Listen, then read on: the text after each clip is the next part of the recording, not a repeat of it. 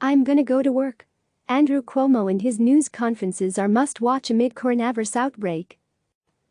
New York for New Yorkers stuck inside their homes and heads as the state and country confront the rapid spread of coronavirus. Andrew Cuomo's press conferences have become appointment viewing.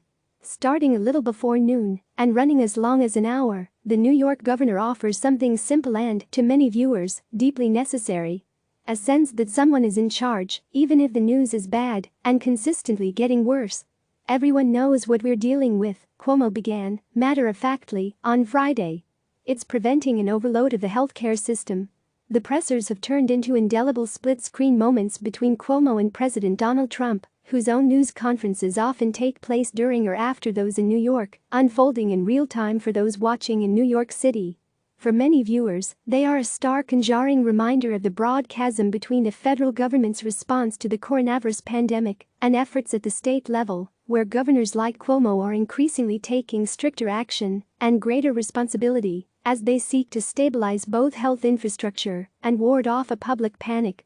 Listen to the CNN Coronavirus Fact vs. Fiction podcast with Chief Medical Correspondent Dr. Sanjay Gupta of Here. Cuomo's Friday Newser ran about 45 minutes as he delivered a daily update and took questions from a small gathering of reporters, all seated at a safe social distance.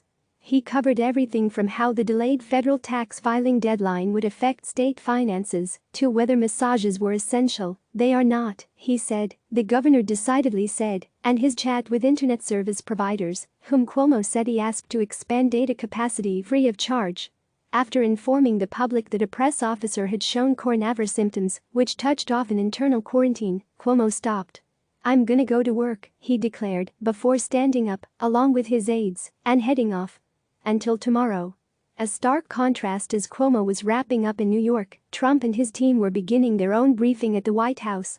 But where Cuomo projected competence and authority, with a dash of his idiosyncratic humor, Trump was meandering. When prodded to offer some kind of empathy, Trump lashed out. "What do you say to Americans who are watching you right now who are scared?" a reporter asked.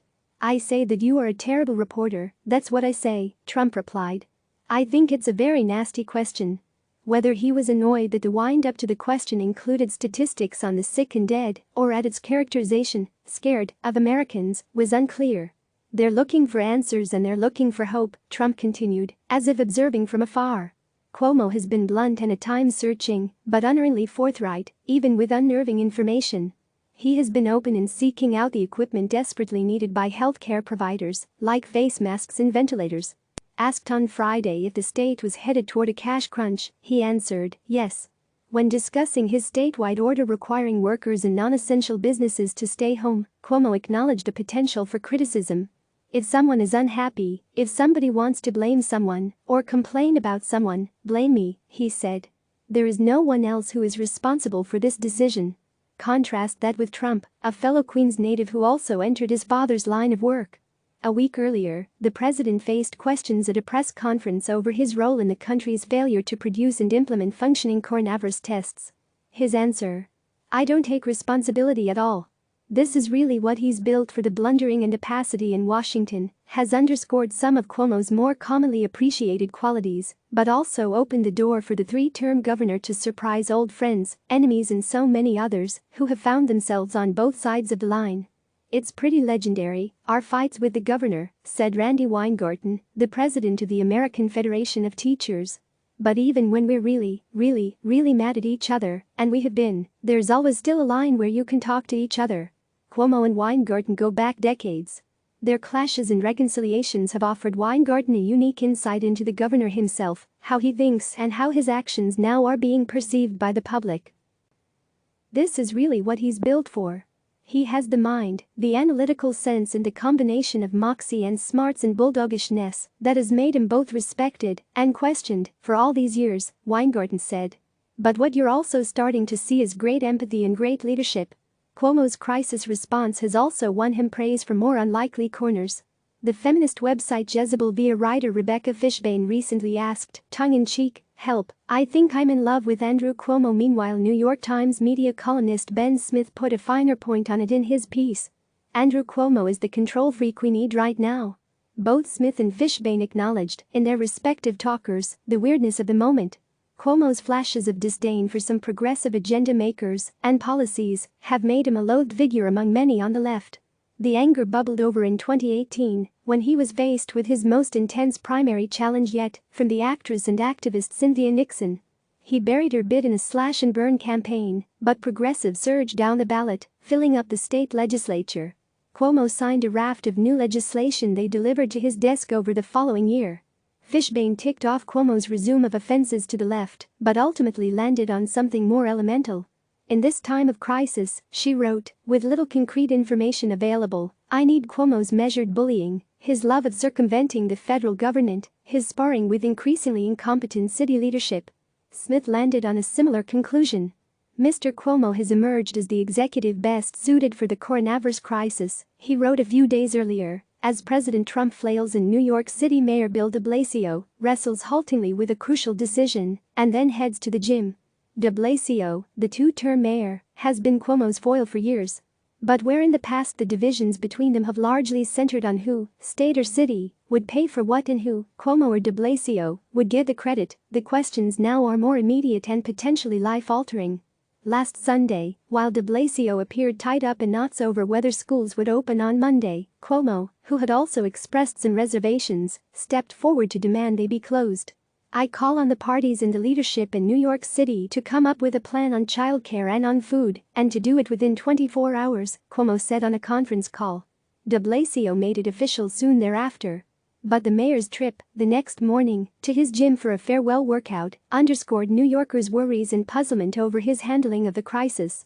Cuomo's style. Even among some of Cuomo's harshest critics, the reviews of his public performance have been largely positive, though concerns persist over his substantial policy decisions on issues like Medicaid and housing, and whether they will ultimately benefit the wealthy at the expense of the poor. In the middle of a crisis, people just want someone to look to tell them what the hell is going on. And I think Cuomo is providing that outlet for people, said Jonathan Weston, director of the Progressive New York Communities for Change. I don't necessarily think it means that he's actually going to do what's best for everyday New Yorkers. For those closer to the party establishment and among officials who work closely with Cuomo, this well of mostly positive attention feels overdue. Democratic operative Liz Smith, a New York native who became a national political star during her time as former South Bend, Indiana, Mayor Pete Buttigieg's communications guru, worked as Cuomo's rapid response leader during the 2018 gubernatorial campaign. The coronavirus crisis is a moment that Andrew Cuomo was made for, Smith said. It turns out that his signature traits, having a forceful personality, putting results and competence before ideology, are exactly what's needed for handling a global pandemic, she said, echoing some of the 2018 campaign's top talking points. He might not yell the loudest, stake out the furthest left position on the ideological spectrum, or deliver zingers on cable news, but he knows how to be an executive and how to get things done. Smith said her family and friends have began texting her constantly during his press conferences, which she described as must-see TV, even for non-political junkies. I knew it was becoming a thing when I got back to New York last weekend, and a total stranger used a Cuomo press briefing to break the ice as we were waiting for the elevator, she said. David Turner, a top operative at the Democratic Governors Association, said he has been struck by how Cuomo has used direct basic information to convey competency, using things like PowerPoint to get his message out clearly. Turner described Cuomo's message as, "This is a crisis, here is how we are handling it, here is what are the knowns, and here are the unknowns, and we need to prepare for worst-case scenario." Even if they don't agree, they appreciate it, Turner said. Beyond communication, though, Turner said Cuomo is demonstrating his vast knowledge of government in this time of need. He understands how to pull the levers of government, Turner said. His entire life's work led to this moment. By Saturday morning, Cuomo was back on television.